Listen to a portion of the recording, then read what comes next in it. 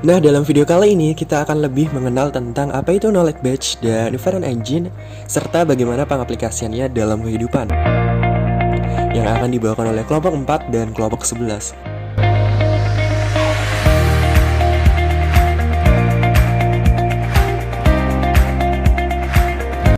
Selamat malam teman-teman semuanya. Jadi yang akan dibahas dari kami yaitu kelompok 4 adalah tentang knowledge base dalam pemecahan suatu masalah. Nah, untuk anggota dari kelompok 4 sendiri ada saya, Puja Itaminata, kemudian ada Rido Bagus Syaputra, dan yang terakhir ada Ahmad Rohimin.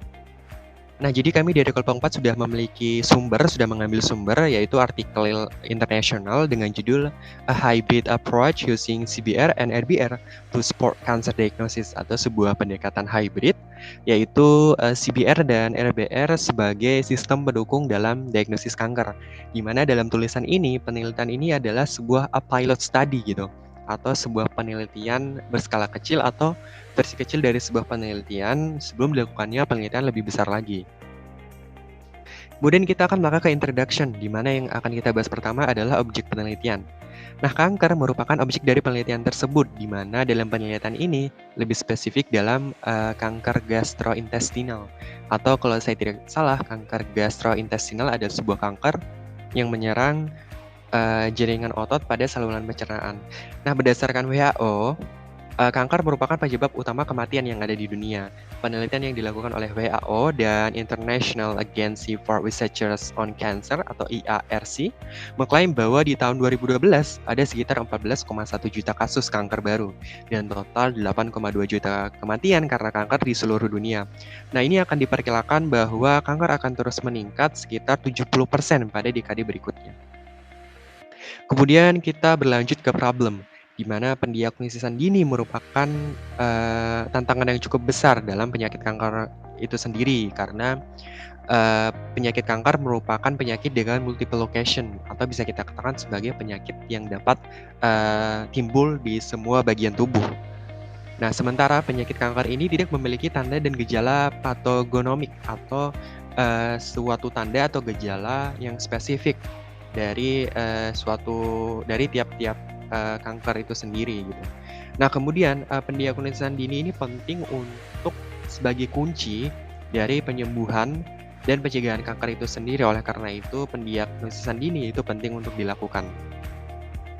Nah, kemudian kita bergerak ke tujuan penelitian. Nah, di mana dalam tujuan penelitian ini adalah menggunakan sebuah pendekatan hybrid, yaitu CBR dan RBR, untuk membantu tenaga kesehatan dalam mendiagnosis pasien kanker. Di mana dalam penelitian ini akan dilihat apakah pendekatan gabungan antara CBR dan RBR ini berhasil untuk mengoptimalkan sistem diagnosis kanker. Kemudian kita bergerak ke background, yang dimana kita akan membahas terlebih dahulu apa itu CBR dan apa itu RBR. Nah, yang pertama kita akan bahas adalah CBR. Nah, CBR ini merupakan sistem atau paradigma untuk memecahkan suatu masalah, di mana CBR ini mampu menggunakan kemampuan khusus dari percobaan masalah konkret sebelumnya. Atau bisa kita katakan bahwa CBR ini merupakan sistem yang dapat memecahkan suatu masalah berdasarkan atau menggunakan kasus-kasus sejenis yang terdahulu.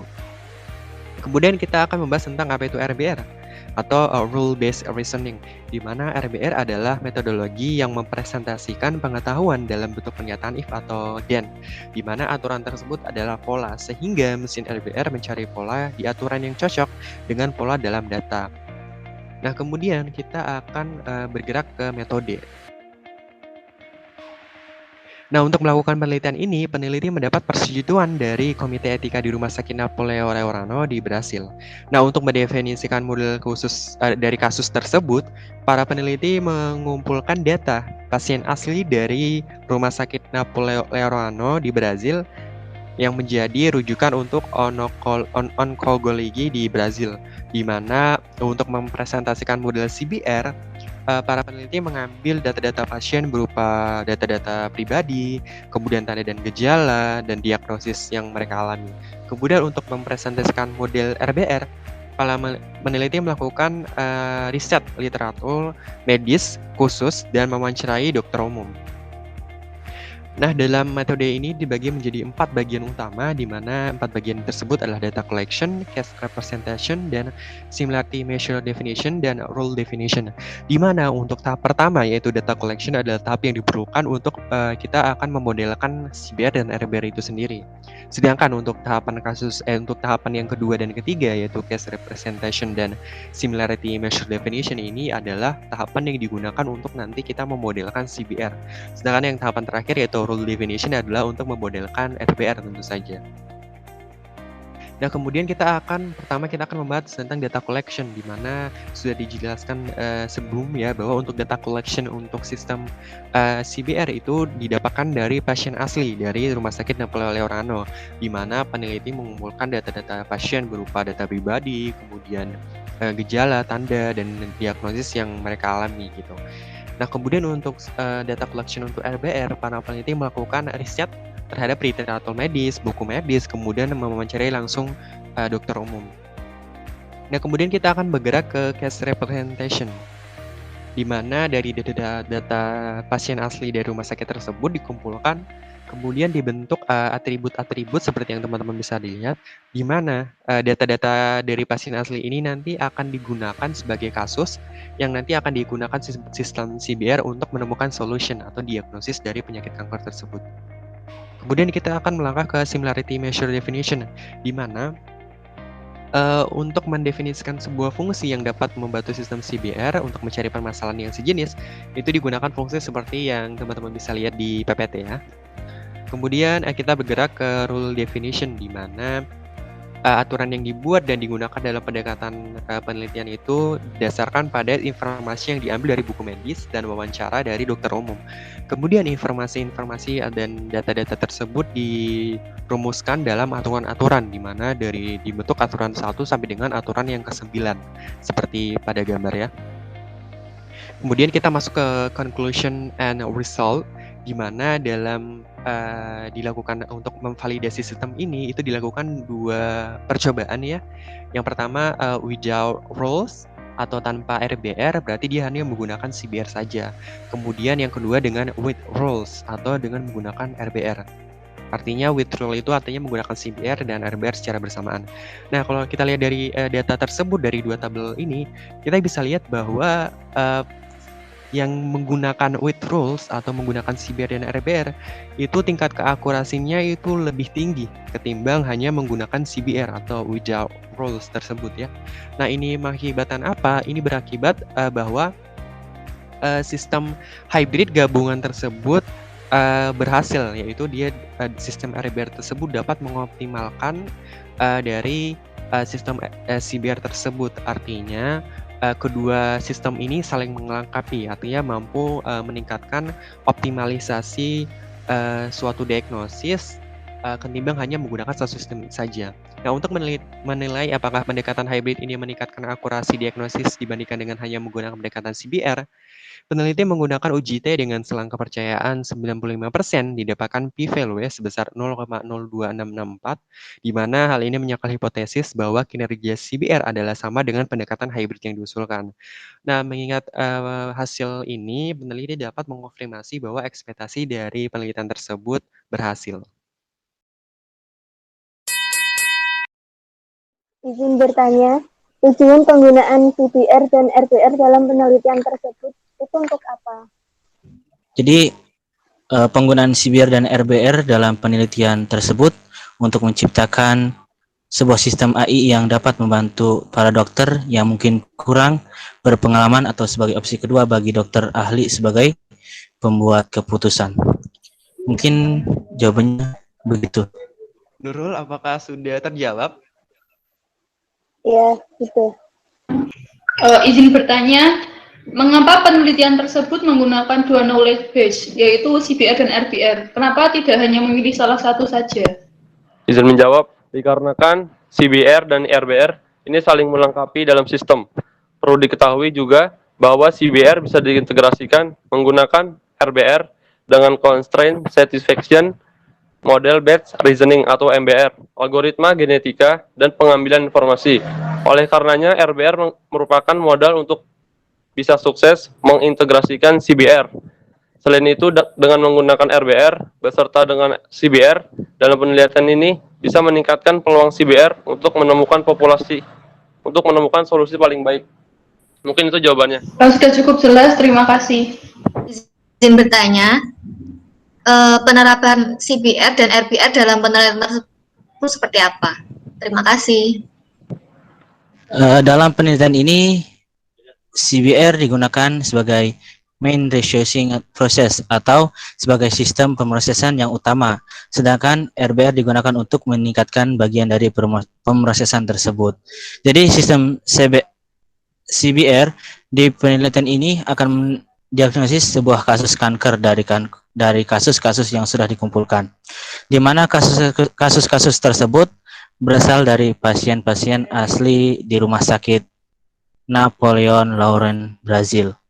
Jadi sistem CBR akan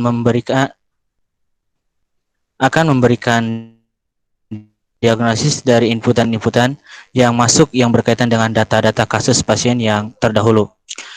Selanjutnya, sistem RBR bekerja untuk menyempurnakan diagnosis dari sistem CBR tersebut berdasarkan data dari buku medis, literatur, dan wawancara langsung dengan para ahli, di mana hasil keluaran dari sistem ini akan digunakan oleh para dokter baru yang masih memerlukan pengalaman ataupun sebagai opsi kedua bagi para dokter ahli untuk mendiagnosis pasien tersebut. Apakah sudah jelas? Sudah, terima kasih. Izin bertanya, Silakan. kenapa penelitian tersebut menjadikan CBR sebagai sistem pemrosesan yang utama? Baik. Jadi sebenarnya dalam tulisan itu tidak dijelaskan secara langsung kenapa para peneliti memilih CBR sebagai sistem diagnosis yang utama ketimbang RBR gitu. Tapi dalam tulisan tersebut kita bisa menemukan bahwa peneliti mengatakan CBR ini memiliki kemampuan incremental approach atau mempunyai kemampuan untuk ketika permasalahan baru diselesaikan, pengalaman untuk memecahkan masalah tersebut disimpan atau dipertahankan untuk kemudian digunakan lagi untuk memecahkan permasalahan yang baru. Nah, hal ini akan berulang sehingga membuat sistem CBR bisa istilahnya belajar dan memiliki kemampuan yang berkembang untuk memecahkan masalah gitu. Dan sedangkan RBR itu memiliki kekurangan, yaitu memiliki kurangnya kemampuan untuk belajar karena sulitnya memperoleh keahlian baru dalam pola pencocokan atau aturan baru gitu. Mungkin seperti itu. Apakah sudah terjawab? Iya, sudah. Atas perhatiannya untuk kelompok 4, kami mengucapkan terima kasih. Untuk kemudian saya serahkan ke kelompok selanjutnya. Terima kasih.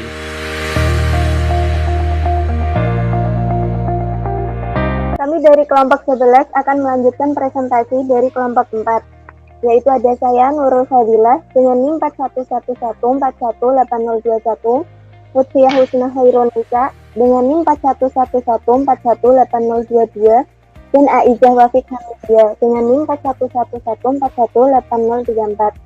Di sini kami akan menjelaskan tentang penerapan inference engine dalam pemecahan suatu masalah. Next.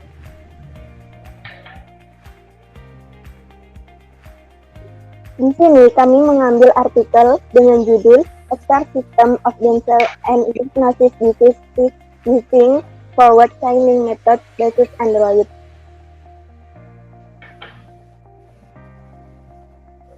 Yang dipublish pada tahun 2018 oleh Jamaluddin Haryanto dan Yulia Karlia Hakim. Next.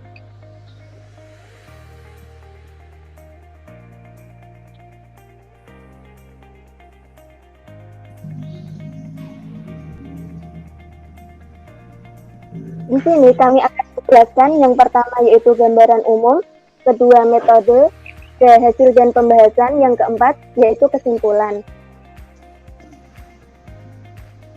Next.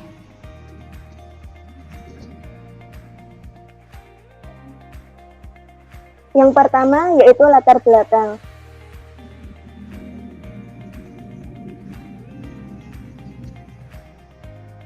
Komputer merupakan salah satu bagian terpenting dalam meningkatkan teknologi informasi. Kurangnya pengetahuan tentang penyakit gigi dan mulut dapat diatasi oleh seorang ahli dengan ilmu dan pengalamannya. Sistem pakar adalah pengambilan keputusan perangkat lunak yang mampu mencapai tingkat kinerja yang sebanding dari sebuah ahli di bidang khusus dan masalah terbatas. Konsep dari sistem pakar didasarkan pada asumsi bahwa pengetahuan ahli dapat disimpan dan diterapkan ke komputer, lalu diterapkan oleh orang lain saat dibutuhkan. Dengan implementasi sistem pakar ke dalam komputer, dapat menghasilkan beberapa manfaat seperti akurasi, kecepatan, dan dapat diakses kapan saja, meringankan tugas para ahli di bidangnya. Metode forward chaining adalah inferensi dimulai dengan informasi yang sudah ada dan kemudian diperoleh kesimpulan. Mulut adalah ruang terbuka makanan dan air. Gigi adalah organ yang sangat penting dan sangat vital. Oleh karena itu, kesehatan gigi sangatlah penting. Selanjutnya adalah formulasi masalah. Berdasarkan latar belakang yang sudah disajikan sebelumnya, masalah utamanya adalah bagaimana menerapkan metode yang mampu mendiagnosis penyakit gigi dan mulut dan memberikan solusi dan informasi secara optimal. Kemudian batasan masalah. Dalam penelitian ini, penulis menyediakan batasan masalah sebagai berikut. Yang pertama, diagnosis gejala gigi dan penyakit mulut yang umum terjadi di Indonesia dan gejala itu sering muncul. Yang kedua, aplikasi sistem pakar ini menggunakan pemrograman bahasa JavaScript. Yang ketiga, pengembangan sistem pakar menggunakan inference forward chaining. Yang keempat adalah tujuan penelitian. Tujuan dari penelitian ini adalah untuk membangun aplikasi sistem pakar menggunakan metode forward chaining yang diharapkan dapat mempercepat dalam mendiagnosis jenis penyakit, terutama gigi dan mulut, sehingga dapat dengan mudah diketahui sejak dini pencegahan penyakit. Next. Kemudian metode penelitian. Peneliti ini menggunakan metode inference forward chaining, yaitu inferensi dimulai dengan informasi yang tersedia dan baru kemudian diperoleh kesimpulan.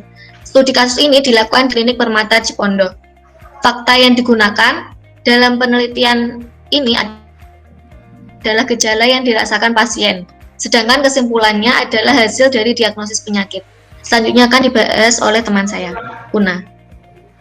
Baik, ini adalah hasil dan pembahasan di mana dapat dilihat di layar ada flowchart dan diagram dari kasus. Perancaman ini digunakan untuk mendeskripsikan alur suatu program menjadi lebih sederhana sehingga program dapat lebih dimengerti. Dan dalam aplikasi ini, pengguna dapat berkonsultasi, melihat diagnosis, melihat data penyakit, dan mengakses menu. Lalu bisa dilihat pada slide kami, ada beberapa aturan yang berisi fakta-fakta atau informasi awal sehingga bisa diperoleh hasil dan kesimpulan.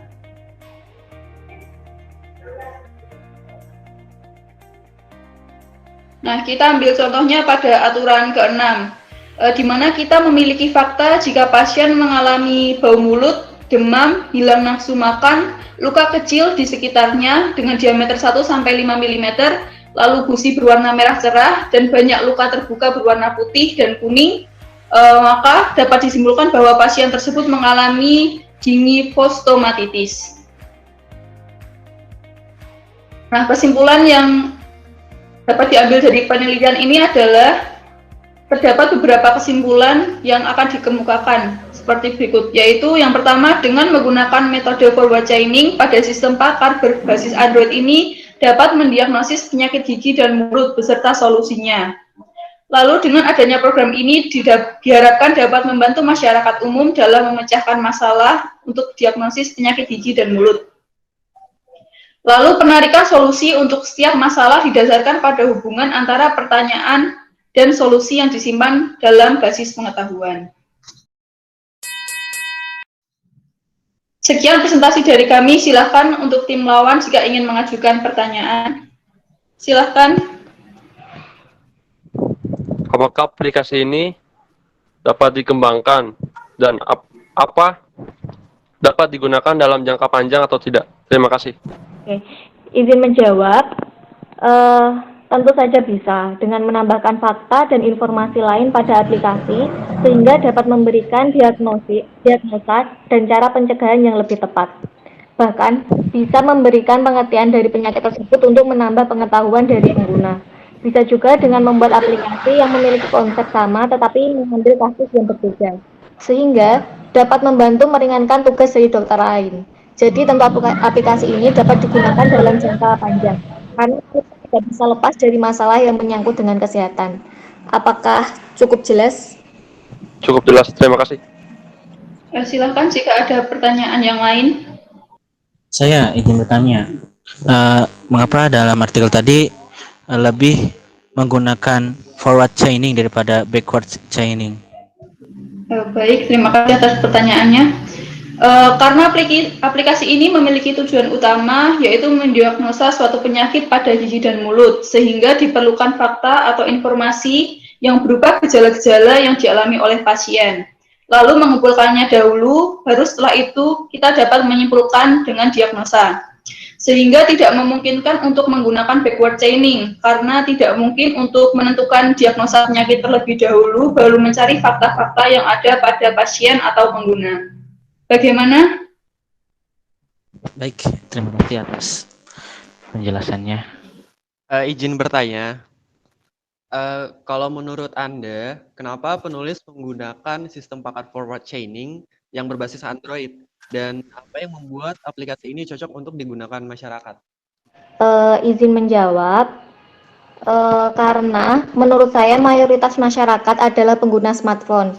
Jadi Android merupakan salah satu pilihan yang tepat dengan jangkauan yang lebih luas, dan tentu saja Android merupakan pilihan yang tepat bagi penulis. Selain itu,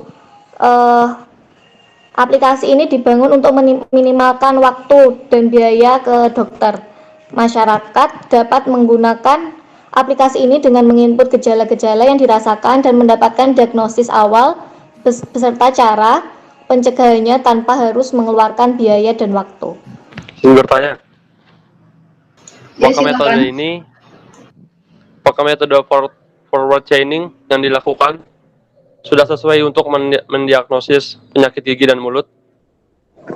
Izin menjawab, hasil penelitian ini menunjukkan bahwa metode forward chaining sudah sesuai untuk mendiagnosis penyakit gigi dan mulut, di mana ahli akan mengarahkan terlebih dahulu ke gejala yang dialami oleh pasien penyakit gigi dan mulut. Baru kemudian dapat diperoleh diagnosis dan jenis penyakit gigi dan mulut. Apakah sudah jelas? Sangat membantu, terima kasih. Kami kira cukup untuk presentasi dan sesi tanya jawab. Terima kasih teman-teman telah hadir dalam pertemuan ini. Demikian diskusi dari kedua kelompok ini. Atas kurang lebihnya kami semua mohon maaf, dan atas kami juga ucapkan terima kasih.